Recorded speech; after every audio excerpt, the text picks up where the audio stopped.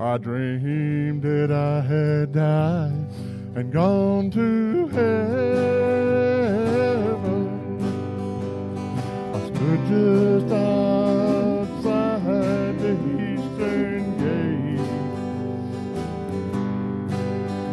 and the man from within said, "Have you been born again?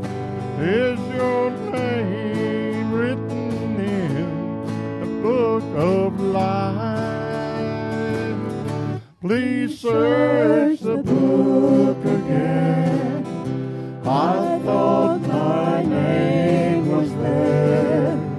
I went to church on Sunday, though I never knelt in prayer. Please search the book again. It's too late now, I know. Please search the book again before you make me go." Then I told him of the deeds that I had done. I told him of the trophies that I had won. But he said to me, "Have you been set free? Is your name written in the book of life? Please search the book again. I thought my name was there. I went to church on Sunday, oh, I never knelt in prayer. Please search the book again. It's too late now, I know. Please search the book again before you make me go." Then he turned and left me standing there. I knew that it was too late now for prayer. Oh, my sinner friend, if you want to make it in, then your name must be in the book of life. Please search the book again. I thought my name was there. I went to church on Sunday, though I never knelt in prayer. Please search the book again. It's too late now, I know. Please search the book again before you make me go. Please search the book again before you make me go.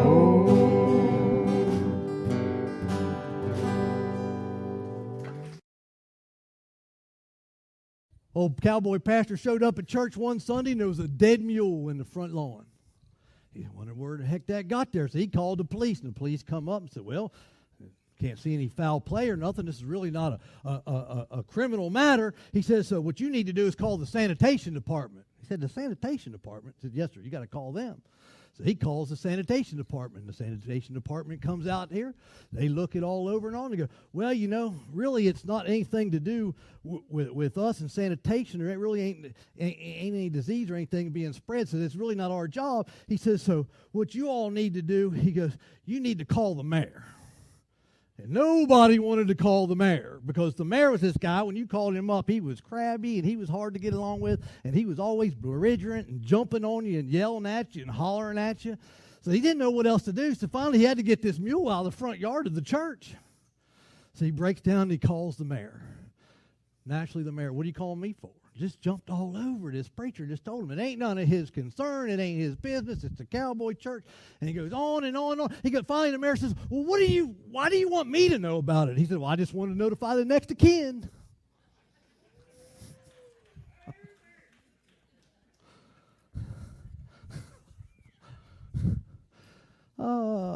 Anybody know somebody like that? All the women are going.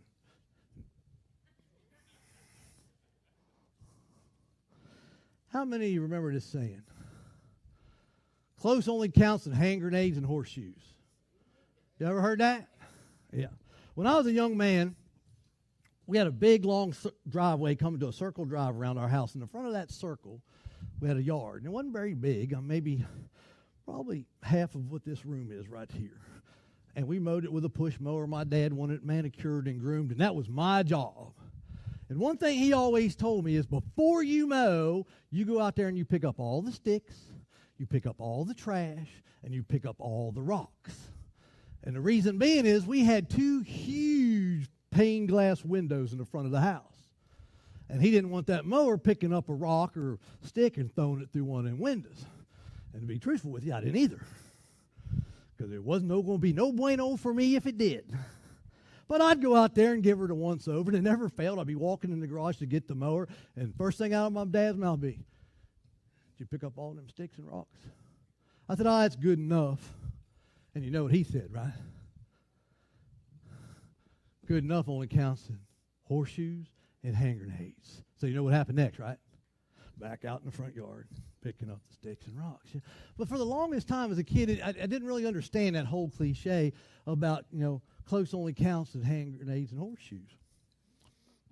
As I got older, I started to realize that what that actually means is you really don't have to hit the mark exactly to accomplish what you want to accomplish in horseshoes and hand grenades. You can get points by being close. Naturally, with a hand grenade, you don't have to be as close. But you didn't have to hit the mark. You could just be close. And what that got me starting to think about in life, that's how a lot of us are with God. We're just close enough. We feel like we're close enough. We're good enough. Everything's okay. I'm right good where I am. And I'm going to talk today about 2 guys in the Bible. You ever heard close but no cigar? That's how these guys were. Close but no cigar. If you brought your Bibles with you, we're going to start off first. We're going to be in Acts chapter 24. We're going to read a couple verses there, and then we're going to move over to Acts chapter 27. So I'll give you a minute, maybe put a thumb there or something, stick the husband's thumb there or something.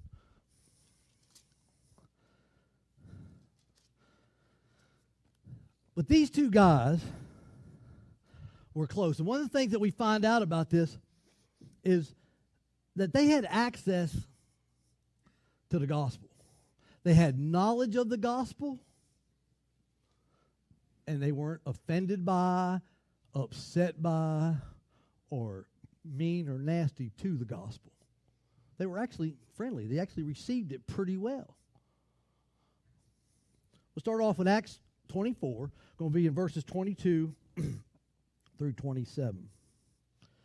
But when Felix heard these things, having more accurate knowledge of the way, he adjourned the proceedings and said, when Lysias, the commander, comes down, I will make a decision on your case. So he commanded the centurion to keep Paul and to let him have liberty. Huh? I thought I heard someone talking. I'm hearing things now. They're still looking? Okay. Acts 24, verse 22. Acts 24, 22, and then we're going to be in Acts 26. But let's start off with Acts 24, 22. So when Felix heard these things, having more accurate knowledge of the way, he adjourned the proceedings and said, when Lysias, the commander comes down, I will make a decision in your case. So he commanded the centurion to keep Paul and let him have liberty, and told him not to forbid any of his friends to provide for or visit him. For these days, when Felix came with his wife, Drusilla, who was Jewish, he sent for Paul and heard him concerning the faith in Christ. Now, as he reasoned about righteousness, self-control, and judgment to come, Felix was afraid and answered, "Go away for now.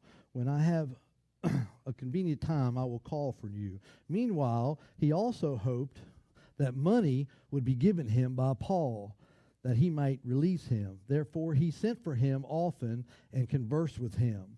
But after 2 years, Porcius Festus succeeded Felix, and Felix wanted to do for the Jews a favor and let Paul abound. Let's turn over to chapter 26. We'll go ahead and read them all together. Just a couple pages over to chapter 26, and over there we're going to start in verse 19. Therefore, King Agrippa, I was not disobedient to the heavenly vision, but declared first to those in Damascus and in Jerusalem and throughout the region of Judea, and then to the Gentiles, that they should repent, turn to God, and do works benefiting repentance. For these reasons, the Jews seized me in the temple and tried to kill me. Therefore, obtaining help from God, to this day I stand witness both to small and great, saying, no other thing than those which the prophets and Moses said would come, that the Christ would suffer, and that he would be the first to rise from the dead, and would proclaim light to the Jewish people and to the Gentiles. Now, as he thus made his defense, Festus said with a loud voice, Paul, you are beside yourself. Much learning is driving you mad. And he said, I am not mad, most noble Festus, but speak the words of truth and reason. For the king, therefore, whom I also speak freely, knows these things, for I am convinced that none of these things escapes his attention, since these things was not done in a corner. And King Agrippa, do you believe the prophets? And I know that you do believe. And Agrippa said to Paul, you almost persuaded me to become a Christian. See, we see these guys, they both had access to the Bible, right? Paul was very, very, very sure to preach to them. See, here's the thing we got to take into account right now. The time that this was going on in the Roman culture is kind of like today. Rome had come to a place in their culture where they just wanted to keep the peace. They want everybody to be at peace. So they got politically correct. Sound familiar? Everything was kind of okay. What was okay for you might not be okay for me, but it was okay for you. They didn't want to upset the balance of anything. But what Paul is saying here, when he's talking to him, he says, you know what? The voice of a few people that got upset is now trying to control the actions of the masses. And the Roman people reacted to that. Isn't that what happened when Jesus got crucified? It wasn't all the world that was upset with Jesus. It wasn't all the people in Jerusalem that was upset with Jesus. It was just the Jewish people. A group of people got upset, and all the other people had to succumb or fall under the judgment of what was about to happen. Does that sound familiar? How many of y'all are tapping up on this bathroom deal? Right? What is it, like less than 0.5%? Less than 0.5% in the world, but we're going to change every stinking bathroom in the whole United States because a small group of people have now become unhappy. It's exactly what was happening in the Roman times. They changed everything. They only reacted to Paul when the Jewish people said, he keeps preaching Jesus. That was a small group of the Roman Empire. Rome was a vast, huge empire. They only reacted and threw Paul in prison because a few group of people, just some people got upset. They go, oh, no, we want everybody to be happy. And if you're upset, we want to make you happy. Do y'all see anything going on here? Can you kind of see history repeating itself? Can you see some similarities into the world today? You know what? Just as these guys did, the world has access to the gospel, right? I mean, we got more access now than ever before. We got the internet. I mean, everybody's got the internet. Everybody's carrying the internet around in their phone. I mean, you don't even have to go to the house and sit down in front of a computer to get on the internet. Everybody has access to the gospel. You know, the Bible says that's when Christ will come. You know that? When every ear has heard. I believe we're getting close. And I believe the times that we're seeing here in the Roman times, I mean, how does that not mirror what we're doing today in this country? All it takes is 3 people. You can get 2 people in a school of 2,000, make a complaint, and the whole school changes its rules. How in the world did we get here? Just like Rome did. Rome had gotten so big and gotten so full of itself and was so built up on itself, it knew the only way that it could maintain control is that if nobody got unhappy, if we kept people from rising up, if we kept people from being upset. So at the moment they heard about this Paul and that the Jewish people were all flustered and upset and were causing a little stink, Rome reacted. The leaders reacted. You know, one thing I always admire about Paul, before this happened, he stated that, you know, he said, I don't know what's going to happen to me. I know this, though, that I must go to Rome. I must speak to these guys. I must speak to the leadership of Rome and let them know. And they tell me that death awaits me, great toil and great trouble and pain and suffering awaits me. But Paul said, I go with great joy. Paul knew this was going to happen. He knew he was going to go in front of these people, and he knew the reason was there excuse me, was because of that small minority. I don't know if y'all have listened. There's a Spanish lady on the internet that was doing a counsel on terrorism, and an Islamic lady stood up and talked about the small minority that are radical Islam. If you haven't seen that, you need to see what this lady said in response to this lady. You need to go on YouTube or go on Facebook and find it, because she says the same thing that I'm telling you today. The world is answering to the small minority. This is the United States, and this is our country. It's built on God and built on the Constitution of the United States. But there's another group of people here saying that they want to bring their laws to our country. And our government says we're going to let it happen because we don't want to make them unhappy. Does that sound familiar? I mean, this happened in Paul's day, the exact same thing. And they had access to the gospel. The next thing is they had knowledge of the gospel. A lot of people today have knowledge of God and a knowledge of Jesus Christ. They have knowledge. Paul sat there and told them, went over it step by step. Old Felix was so intrigued that he grabbed his wife, the Bible says, and they went down there constantly and met with Paul and met with Paul. And when he heard about the judgment and heard of all these things was coming, said he was afraid.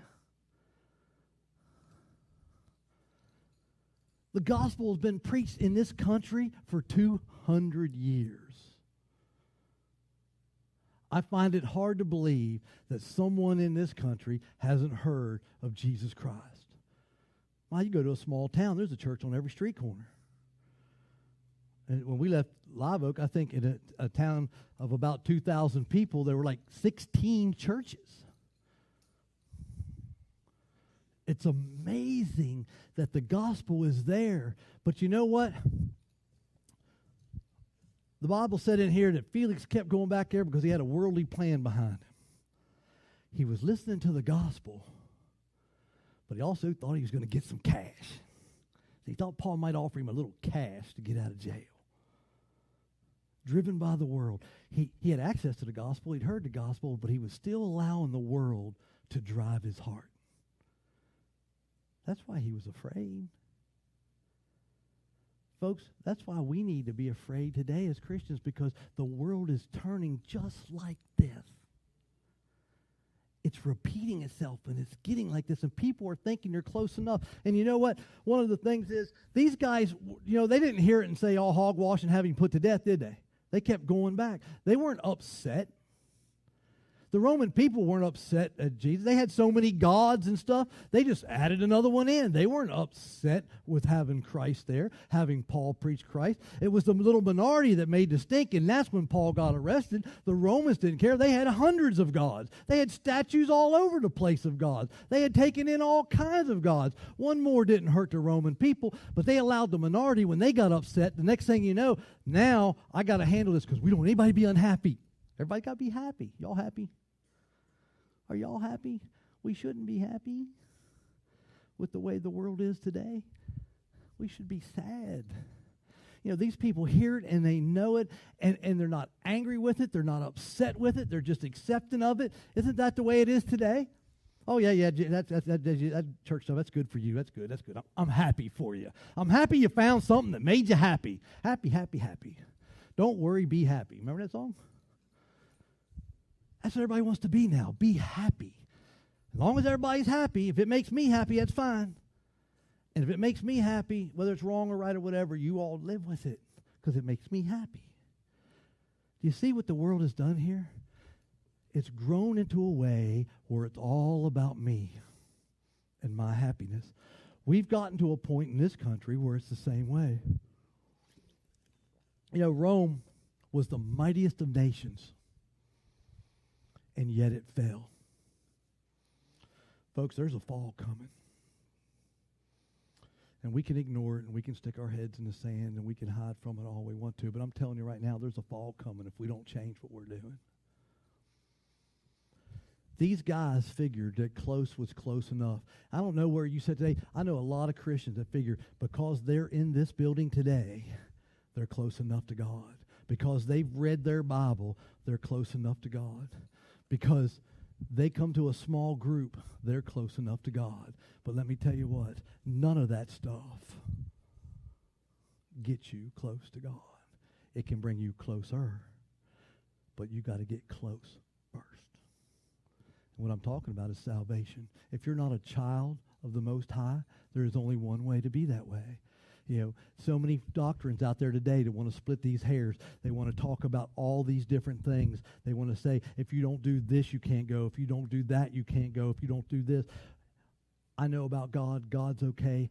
I'm good right where I'm at. Anybody ever told you that? I'm in a good place right now. I'm good right where I'm at. Things are working out just fine. Well, let me tell you, a storm is coming. And then there's going to be more bright days and more storms and more bright days. But there's a storm coming. There's a storm coming. When this world passes away, there's a storm coming that we can't escape. And on that day, you cannot sit before God, the Bible says, and say that, you know what? I went to church every Sunday. I read my Bible every day. And I went to small group every week. Remember what Jesus asked Peter 3 times? Peter, do you love me? Oh, you know I do. Peter, do you love me? Yes. You know another thing he told Peter? Get behind me, Satan. You talk like the foolish people.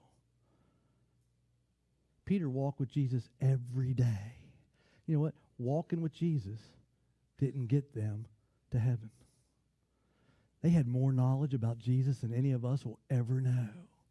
As a buddy of mine used to say, they got to see his dirty laundry. They knew everything about him. They were with him for 3 years. And none of that got them to heaven. See, they got to heaven when they come to the saving grace realization that Jesus Christ was who he said he was. The Bible says that if you'll believe in your heart that Jesus Christ is Lord and confess with your mouth that God has raised him from the dead, you shall be saved. Jesus taught, no one comes unto me unless the Father draws them. For I am the way, the truth, and the life, and no one goes unto the Father but through me.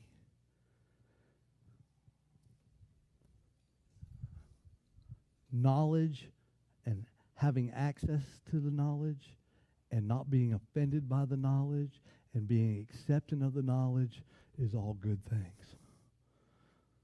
But it just gets you close. And what did we say earlier? Close only counts in horseshoes and hand grenades. You have to know. know that you know that you know.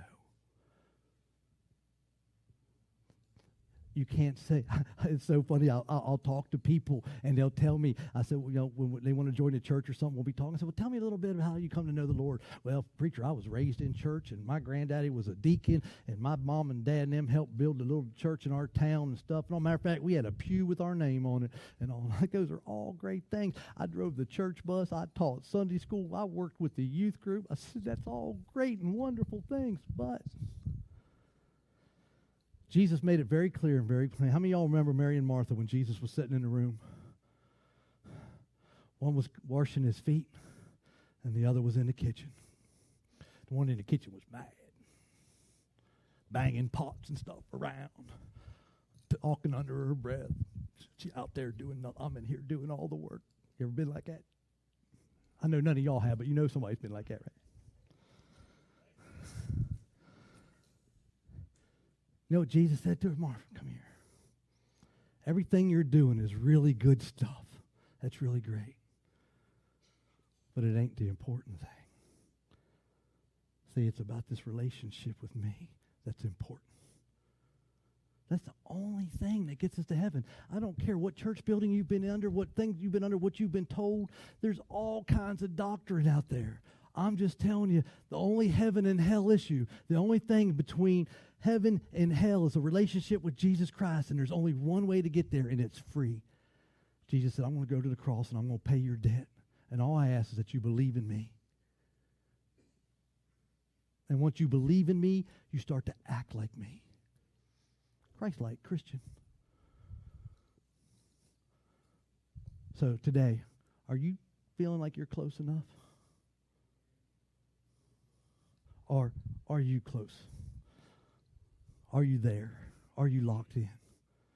Because if you're not, all you got to do is ask. You know, it's the greatest thing. I can't understand it. So many people think you got to do this and you got to do that and you got to come here and you got to go there and you got to do this. And Jesus said you ain't got to do none of that stuff. Humble yourself before God and realize that Christ is who he was.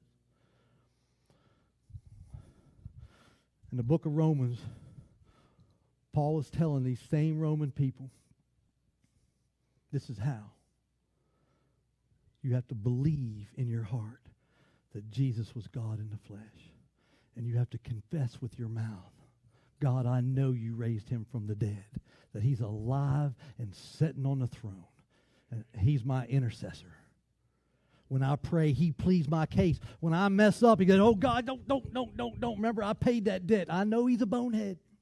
And I know he's done it again. But I love him so much, God. I love him so much I died for him. That he intercedes for us. Folks, that is the only way to know that you're there. Because close enough will not get you there. Dear Lord, we love you and we thank you and we praise you. We always just think that we're close enough, that we're good enough, that's good enough, that's good enough. I remember as a young man when you were leading me through class, in my machinist class, I had a teacher that taught me that never, ever, ever think that good is good enough. Always strive to know that you've done the best. Folks, God, it would be my prayer today that there's not one in here that doesn't know. That they do not leave this building without knowing. Lord, if they came in close enough, let them leave here locked in, sold out. And Father, it's all up to them. Father, maybe there's someone here today that they thought they were locked in and realized today that they were just close enough.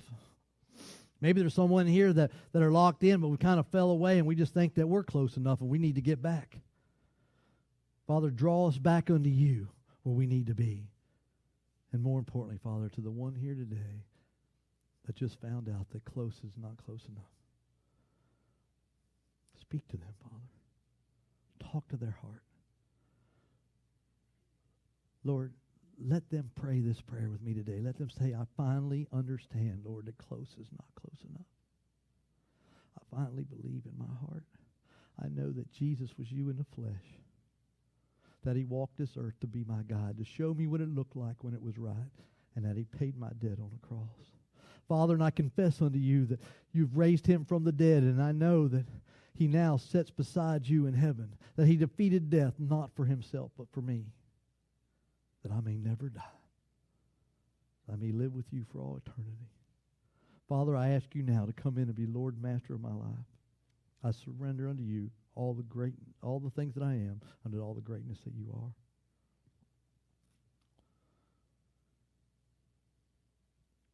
I ask all these things in Jesus' precious name. And all God's people said, amen.